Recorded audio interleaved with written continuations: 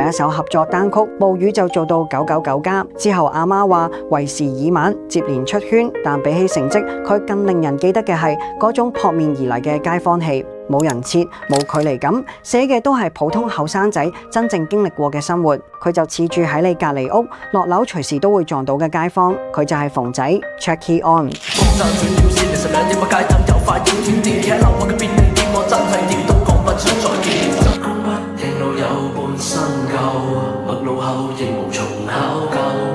讀書時期嗰幾年，佢每日由沙太南坐到廣松五路一部808巴士，一副有線耳機，裡面播住農夫、Hero、LMF。亦係喺嗰段時間，佢開始慢慢接觸粵語 hip hop。佢亦會幻想，如果有一日自己都可以企喺台上面會點。佢做過冇幾多人睇嘅演出，試過付出咗時間同心機，最後卻攞唔到想像中回報嘅生活。喺歌《臨記》裡面，佢甚至將自己比喻成一個等通告嘅臨時演員，明明已經準備好，但係幾時先輪到自己，冇人會話你知。就當是我庸人自擾，説話裏推搪，亦未夠攜時度勢，無分寸偶爾説謊。慶幸你仲可以苦弄吹不散沉寂嘅風景，你呢份發唔到單，但有我唔死嘅功，你無法抽離燈紅酒綠裏嘅醉態，可能你真係買唔起嗰粒佢想要嘅鑽戒。而Checky On最特別嘅地方就係佢冇將自己包裝成另一個人，相反佢開始往自己最熟悉嘅生活入面畫，返學坐過嘅車、住過嘅地方、屋企人、朋友、工作，甚至阿媽平時隨口講嘅一句説話，全部都可以變成佢寫歌嘅靈感，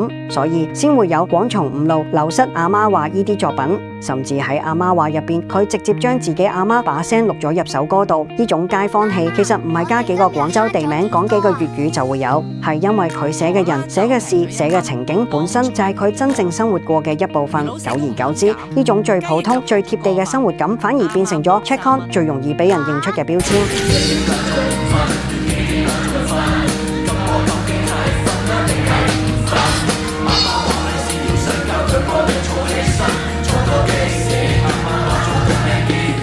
佢冇將一個普通人硬寫成傳奇，佢只係將普通人嘅生活細節寫低。但可能就係因為夠普通，所以當你聽馮仔嘅歌，有時候你會分唔清佢到底寫緊自己定係寫緊你。